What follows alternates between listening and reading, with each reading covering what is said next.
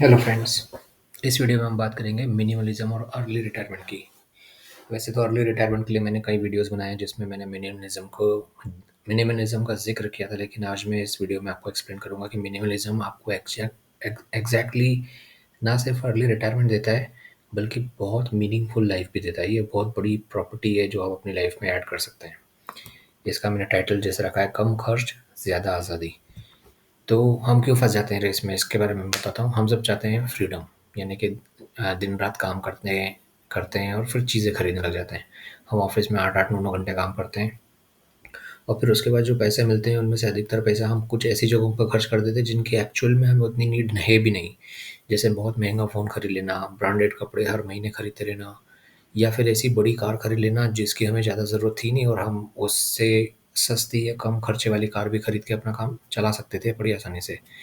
और फिर हम ईएमआई के बोझ में धँसते जाते हैं और हमारे पास कम पैसा बचता है इन्वेस्टमेंट के लिए। तो मिनिमलिज़्म कहता है कि कम चीज़ें ज़्यादा शांति। मिनिमलिज़्म फाइनेंशियल फ्रीडम में आप हर महीने अगर 10,000 की बचत भी करते हैं, जो मैं आपको अभी कैलकुलेट करके बताऊँगा, तो आप 1.2 लाख रुपए सालाना आप इससे बचाते हैं। और अगर आप इसको एसआईपी में 15% रिटर्न पे लगाते हैं 20 साल के लिए, तो आप करीब-करीब 1 करोड़ रुपए इकट्ठा कर सकते हैं। और इससे आप जल्दी रिटायर हो सकते हैं। लेकिन मैं अभी 20 साल के इससे भी कम समय में भी कैसे रिटायर हो सकते हैं, इसके ऊपर वीडियो बना चुका हूँ, आप वो भी देख सकते हैं। तो मिनिमलिज़्म अपनाने के आसान तरीके ये हैं कि सबसे पहले आप जो भी चीज़ खरीदते हैं, उसके पहले सोचें कि ये मैं खरीद क्यों रहा हूँ?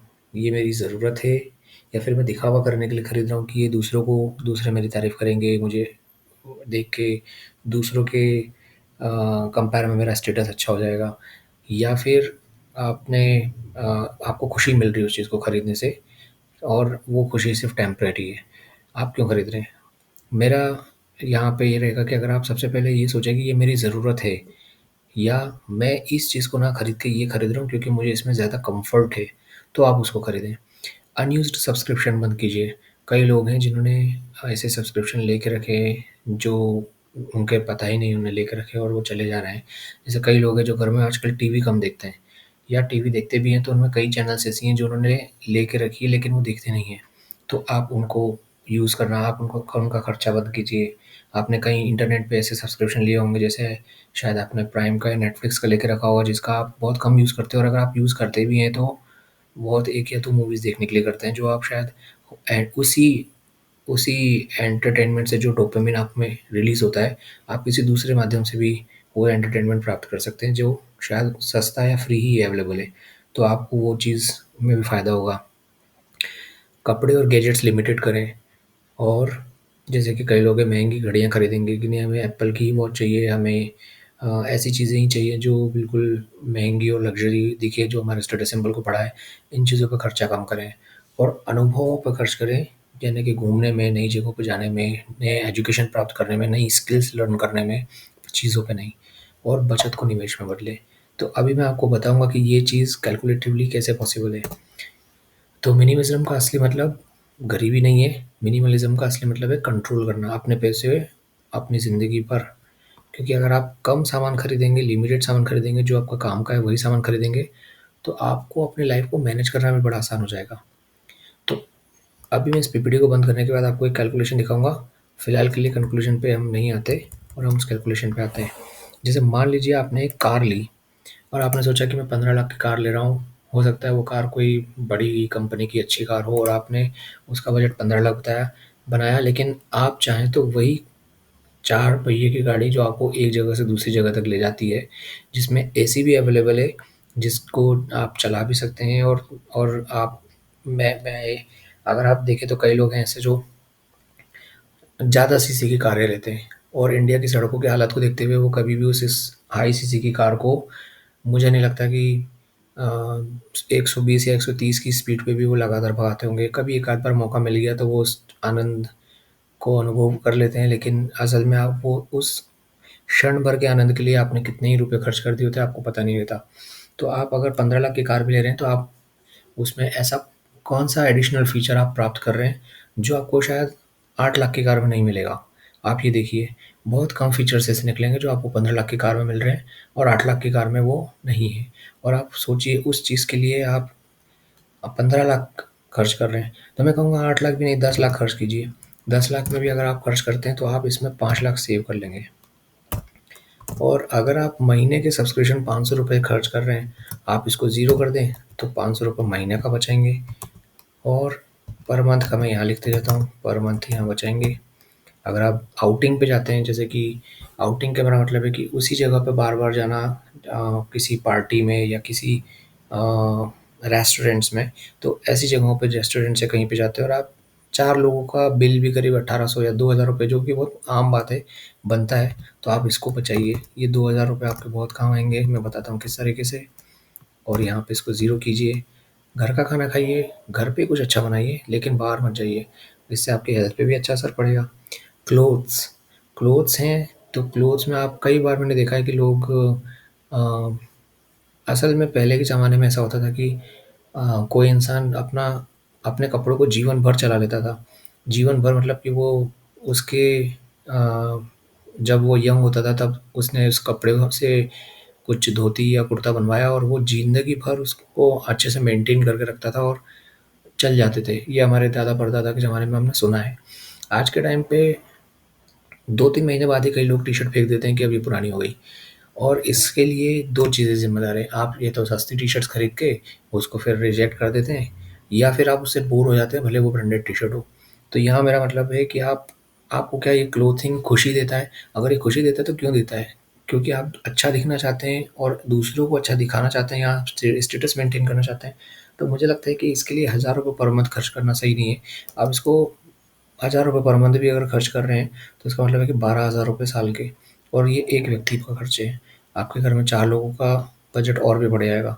इसलिए आप इसको कम से कम ₹500 लाइए और इससे ₹500 बचाइए। ये मैं मंथ का यहाँ लिख रहा हूँ।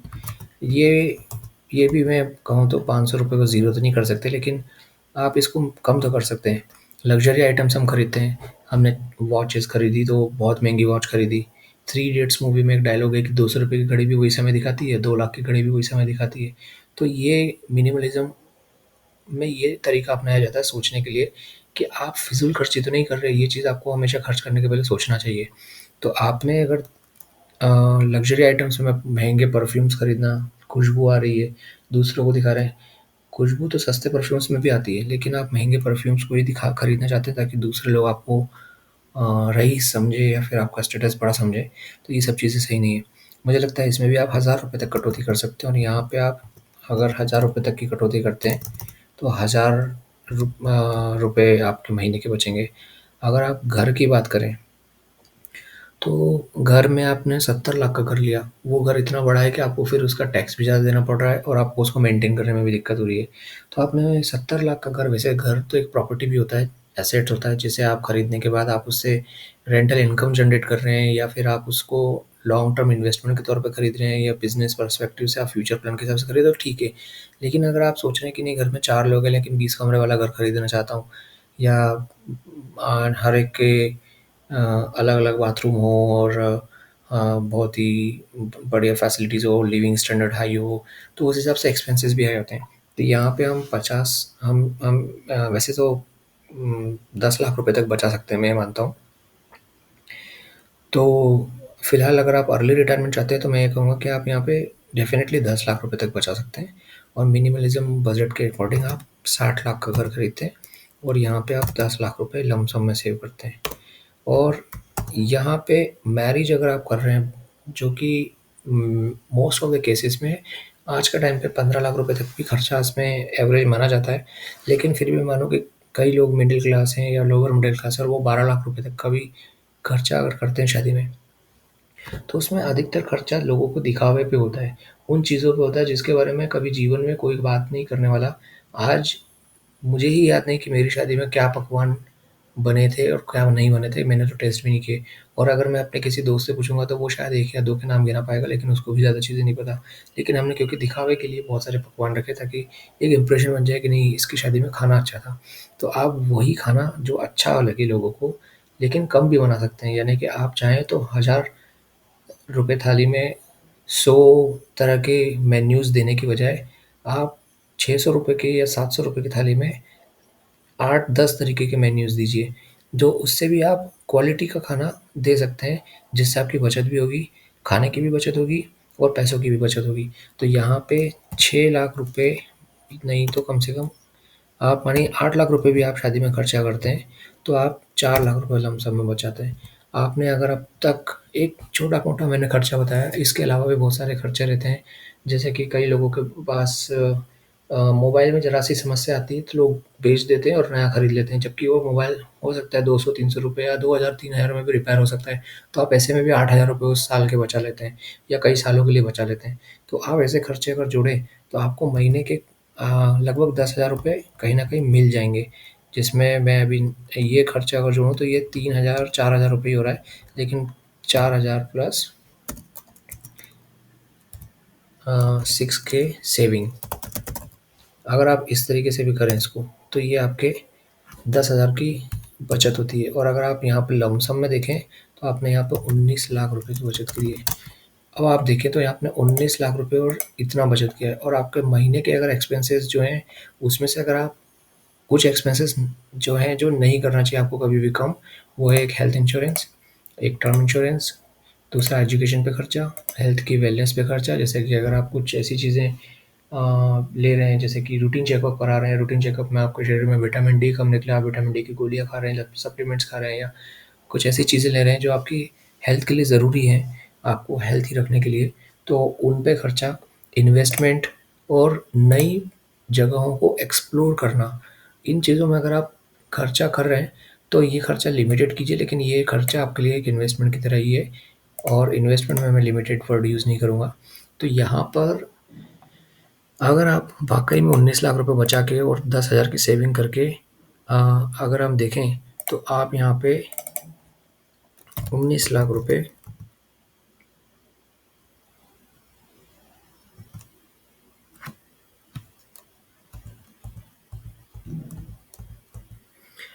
और अगर आप इसको म्यूचुअल फंड्स या किसी एसआईपी में लगाते हैं, एसआईपी मतलब लमसम म्यूचुअल फंड में इन्वेस्ट करते हैं, और आप इसको 20 तो नहीं 10 साल के लिए करते हैं, और आप हर महीने 10,000 रुपए डिपॉज़िट भी करते हैं, जो आप मिनिमलिज़्म से बचा रहे हैं, जो कि मैं समझता हूँ कि बहुत ही मिनिमम अमाउंट है। एक्चुअली में आप 6,000 ही इन्वेस्ट कर रहे हैं और 4,000 मिनिमलिज़्म से बचा रहे हैं। तो आप अगर 10,000 इन्वेस्ट कर सकते हैं और 4,000 मिनिमलिज़्म से बचा सकते हैं, तो ये 14,000 इन्वेस्टमेंट भी हो सकता है। और आप इसको करते हैं और आप हर साल, क्योंकि आपका इंक्रीमेंट बढ़ रहा है, तो आप इसको 10% बढ़ा रहे हैं। आप इन्वेस्ट बचत भी 10% बढ़ा रहे हैं और आपका इन्वेस्टमेंट भी 10% अगर आप बढ़ा रहे हैं हर साल, तो आप अगले 10 सालों में 1 करोड़ 23 लाख रुपए का फंड इकट्ठा कर सकते हैं। और इन 1 करोड़ 23 लाख रुपए से जब आप रिटायर हो जाएँगे, उसके बाद आप अगले 50 सालों तक विथड्रॉल भी करते हैं अमाउंट 1 लाख रुपए, और 1 लाख रुपए को आप 7% सालाना बढ़ाते भी जाते हैं कि आपका खर्चा महँगाई के साथ-साथ बढ़ेगा, तब भी आपके पास इतना अमाउंट काफ़ी नहीं होता कि आप इसको सर्वाइव कर सकें। इसलिए मैं इसको यहाँ पे 50 साल किया हुआ हूँ, तो मैं इसको यहाँ पे 1 लाख की जगह 90,000 कर देता हूँ। क्योंकि अब आप मिनिमलिज़्म को फ़ॉलो कर रहे हैं, तो आपके खर्चे भी कम हो रहे हैं। आपके बहुत सारे खर्चे बहुत सारी जगहों पे कम हो रहे हैं। तो ये 1 करोड़ 23 लाख 44,968 रुपए है, और आपने 15% एनुअल इंटरेस्ट पे किया है, मंथली 790,000 रुपए निकल रहे हैं, आप 50 साल के लिए ओके। तो इसको खर्चे को मैं 70,000 मान के चलता हूँ। आपने 10 साल बाद 70,000 पे आपका घर चलाना आपने शुरू किया, ओके। तो आप 70,000 पे चलते हैं तो आपको बजट ये मैच कर जाएगा, लेकिन अगर आप 80,000 करते हैं तो भी ये मैच कर जाएगा। यानी कि आप लगभग 80,000 रुपये महीना इससे जनरेट कर सकते हैं, और वो भी 7% साल के बढ़ाते हुए। इसके बावजूद 50 साल बाद जब आप अपने नाती-पोतों के लिए संपत्ति छोड़ेंगे, तो इस 15% एनुअल रिटर्न के साथ वो संपत्ति हो जाएगी 207 करोड़ 46 लाख 47,644 रुपए, जो आपको लग रहा है कि ये तो बहुत बड़ा अमाउंट है, लेकिन 50 साल बाद ये भी एक डिसेंट अमाउंट ही कहलाएगा। जैसे कि आज के टाइम पे शायद 8-9 करोड़ रुपए कहलाता है या 10 करोड़ रुपए कहलाता है। तो ये 207 करोड़ रुपए आपकी भविष्य की जमा पूँजी एक तरीके से हो सकती है। और अगर आप चाहें कि नहीं मुझे अब भी थोड़ा ज़्यादा चाहिए, तो आप 85,000 रुपए पे भी इसको कैलकुलेट करके देख सकते हैं। और ये 85,000 पे करीब 87 करोड़ 26 लाख 66,092 रुपीज़, यानी कि लगभग 87 करोड़ रुपए आप 50 साल बाद अपने नाती-पोतों के लिए भी छोड़ेंगे और 85,000 रुपए आप महीने के निकालना भी शुरू कर सकते हैं और वो भी 7% इंक्रीमेंट के साथ। और 7% इंक्रीमेंट के साथ जब आप निकालेंगे, तो आपका जो डिपॉज़िट अमाउंट 50 साल बाद निकलने वाला होगा, वो वो भी एनुअल विथड्रॉल के हिसाब से आप यहाँ पे लिस्ट में देख सकते हैं। इस चीज़ के लिए मैंने ये कैलकुलेटर यूज़ किया है एल्टासिर, हेज़ल और ची क्रिस हिंडल का thecalculatorSite.com। तो इस तरीके से आप जो कंक्लूजन में कहूँ तो मिनिमलिज़्म को अपनाकर बहुत चीज़ें अपनी लाइफ़ में बदल सकते हैं। कंक्लूजन अभी मैंने ये जो किया है, ये खर्च के ऊपर किया है कि मिनिमलिज़्म अपनाने से आप खर्च घटाएँगे और आज़ादी बढ़ाएँगे। लेकिन आप अगर चाहें तो मिनिमलिज़्म के बारे में और स्टडी करके, क्योंकि ये मेरा यूट्यूब पेज मिनिमलिज़्म के ऊपर स्पेसिफ़िक नहीं है, लेकिन इसके ऊपर बहुत डिटेल में बहुत सारे जो लोगों ने वीडियोज़ डाले हैं, आप इसको देखेंगे तो आप पाएँगे कि मिनिमलिज़्म सिर्फ़ आपके खर्चों के से सीमित नहीं है। ये आपके अ, दिमाग, आपकी सोच पे भी निर्भर करता है कि आप किन विषयों पर सोचते हैं। आप उनमें भी मिनिमलिज़्म कीजिए। यानी कि अगर आप सोचते हैं बहुत सारे ऐसे विषयों पे जिन पे आपको सोचने की ज़रूरत ही नहीं है, आप उनकी भी छँटनी कीजिए। आप एक लिस्ट बनाइए और उस लिस्ट में ये लिखिए कि आपने पिछले 1.5 साल में ऐसी कौन-सी चीज़ है जो उपयोगी नहीं करी। और अगर आपने वो चीज़ उपयोग नहीं करी है, तो क्या अब आपको उसकी उपयोगिता महसूस होती है? अगर होती है तो उसको रखिए, नहीं होती है तो उसको दान कर दीजिए या बेच दीजिए। अगर आप दान भी करते हैं, बेच भी देते हैं तो आपको भले उस वक़्त थोड़ा बुरा लगे कि ये चीज़ मैंने खरीदी थी और इसका उपयोग नहीं किया और अब मैं बेच रहा हूँ। लेकिन आपको ये चीज़ आगे जाके बड़ा रिलैक्स फ़ील कराएगी कि आपने एक बहुत ही अच्छा मैनेजमेंट घर का बनाना शुरू कर दिया है। एक छोटा-सा एग्ज़ाम्पल अब मैं आपको कहूँगा जो आप ट्रायल कर सकते हैं मिनिमलिज़्म के लिए, बहुत ही आसान है। आपके अलमारी में ढेर सारे कपड़े होंगे। उनमें से कई कपड़े ऐसे हैं जिनको आप रेगुलर यूज़ करते हैं और कई को आपने कई महीनों से छुआ भी नहीं है, लेकिन वो आपकी अलमारी में है। आप एक काम कीजिए, उन कपड़ों में से उन कपड़ों को अलग कीजिए जिनको आप रेगुलर यूज़ करते हैं और बाकी सारे कपड़ों को किसी बैग में या किसी गठरी बाँध के कहीं पे रख दीजिए ऐसी जगह पे जहाँ पे आप उसको नहीं देखेंगे। और फिर आप देखिए कुछ दिनों तक कि क्या आपके काम में कुछ बदलाव आ रहा है, आपको आपको उन कपड़ों की ज़रूरत महसूस हो रही है। आप शायद 1 या 2 महीने में पाएँगे कि नहीं मुझे ज़रूरत नहीं हो रही महसूस और मेरे जो अभी कपड़े हैं उन्हीं में मेरा काम चल रहा है। मैं घर में भी पहन ले रहा हूँ, बाहर भी पहन ले रहा हूँ, मेरे पास पार्टी के लिए भी हैं। तो आपके पास पर्याप्त अगर कपड़े हैं, तो आप उन कपड़ों को फिर दान कर दीजिए या किसी ऐसे व्यक्ति को दे दीजिए जिसको ज़रूरत जिस जो जो उसपे उसको लेकर आपको कुछ ज़रूरत का सामान दे देता है। जैसे हमारे यहाँ बर्तन दिए जाते हैं कपड़े लेके कई लोगों को तो आप उनको एक्सचेंज कर लीजिए या दान कर दीजिए। तो आप इससे मिनिमलिज़्म का एक छोटा-सा प्रैक्टिकल एग्ज़ाम्पल अपनी लाइफ़ में देख सकते हैं। अगर आपको ये वीडियो पसंद आया हो और आपको ऐसे और वीडियोज़ देखना हो तो हमारे चैनल को सब्सक्राइब करें और वीडियोज़ में जाके आप बाकी की वीडियोज़ भी देख सकते हैं। और अगर वीडियो पसंद आया तो आप लाइक भी कर सकते हैं। Thank you.